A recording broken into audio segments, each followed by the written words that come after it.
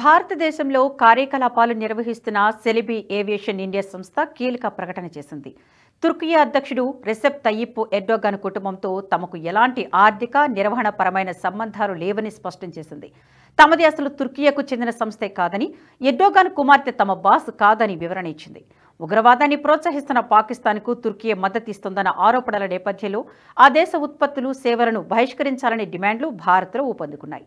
ఈ క్రమంలోనే సెలిబీ aviation India ఈ ప్రకటన విడుదల చేసింది. కొంతకాలంగా భారత్, తుర్కియా మధ్య సంబంధాలు అంత సానుకూలంగా లేవు. ముఖ్యంగా పాకిస్తాన్కు తుర్కియే బాహాటంగా మద్దతు పలకడం, పలు అంతర్జాతీయ వేదికలపై కశ్మీర్ అంశాన్ని లేవనెత్తడం వంటివి భారత ప్రభుత్వానికి, ప్రజలకు ఆగ్రహం తెప్పించాయి.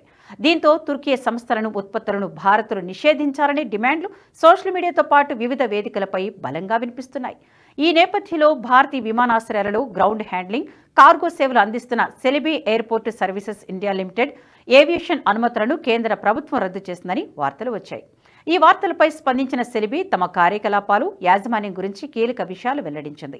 తమ సంస్థకు తుర్కియా ప్రభుత్వంతో కానీ, ఆ దేశ అధ్యక్షుడు ఎర్డోగాన్ కుటుంబ సభ్యులతో కానీ ఎలాంటి సంబంధాలు లేవని, ఎర్డోగాన్ కుమార్తె మా సంస్థకు బాస్ అంటూ వస్తున్న వార్తలో ఏమాత్రం నిజం లేదని తెలిపింది. అసలు మాది తుర్కియాకు చెందిన సంస్థే కాదని సెలిబీ ఏవియేషన్ ఇండియా తమ ప్రకటనలో పేర్కొంది.